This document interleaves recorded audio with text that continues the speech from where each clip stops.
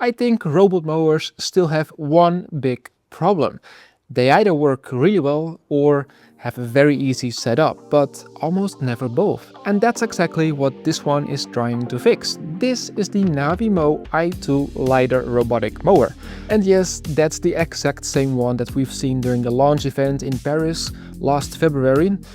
I'll leave a link over here if you want to watch that video. But for now, let's go with this one.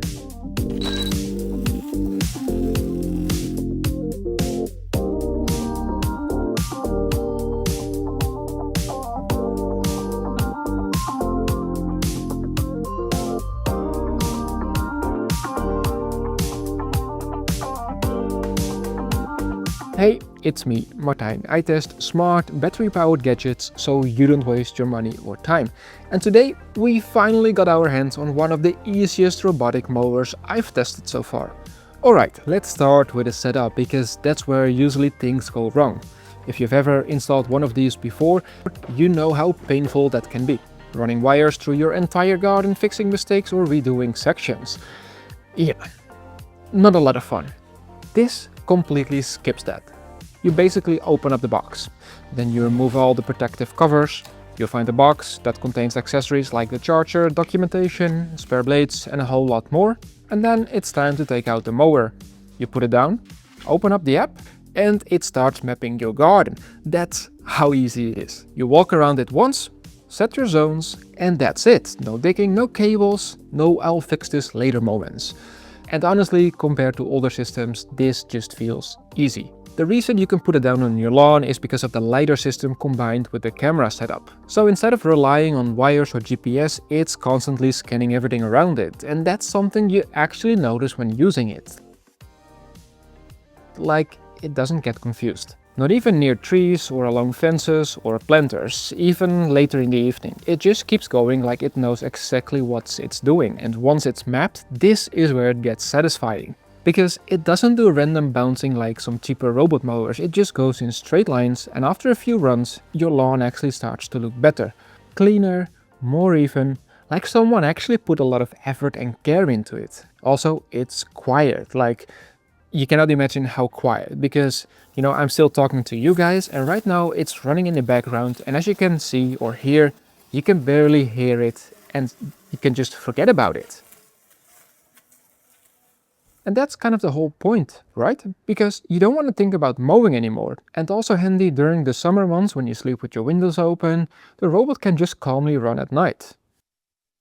Let's not forget obstacle detection, because it's actually doing a pretty solid job. It handles most things you'd expect. Furniture, trees, a football, edges, no problem. Even throwing something right in front of it is no problem. It just adjusts and keeps on going. You can see it slow down, adjust and move around things naturally. But it's not perfect, because things that are really small, like cables, it can still struggle with that sometimes. So I'd still do a quick check before it starts. And as for slopes, on paper it handles quite a lot. In real life, I have no clue, because we live in the flattest country on earth, the Netherlands. So here it's running pretty well, but the moment you need maybe something else, maybe your garden is a bit more extreme, then yeah, you might want to look at something a bit more heavy duty. But for normal gardens, it's totally fine. What I really like is that once it's set up, you don't have to think about it anymore. It just follows its schedule that you've set yourself. It goes back to charge when the battery is low, and after charging for a while, it just continues where it left off. That's exactly what you want from something like this. The app is also just nice to use. It's not overly complicated. Yet there's still enough control to tweak things like the cutting height, programs, schedules, remote control, and there's much more, which is honestly a good balance. Also, one small thing, it's a big thing, but it's kind of small, a handle. If you've ever had to pick one of these up, you know how useful that is. Now, it's not perfect. There are a few things that I noticed, and the first one is maybe the most interesting one to know. There is an optional subscription plan. It costs 30 euros a year and it unlocks a lot of features. It's not mandatory, but super handy, but personally I'm not a big fan of subscription plans. Now secondly, scheduling could be a bit smarter, like reacting to weather automatically, for example. Small objects can still be tricky, and there is no garage included, which honestly feels something that should be in the box at this price point. So Who's this for? It's not for someone who wants full control over everything. This is for someone who just wants it to work with no setup hassle, no constant tweaking, just something that keeps your lawn looking good. And that's exactly what Navimow does well. It gets the important things right. It's easy, it's consistent, and it just does its job. And honestly, I believe that's exactly what probably most people are looking for.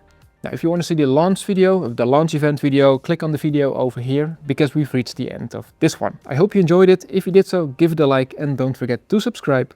So I'll see you in the next one.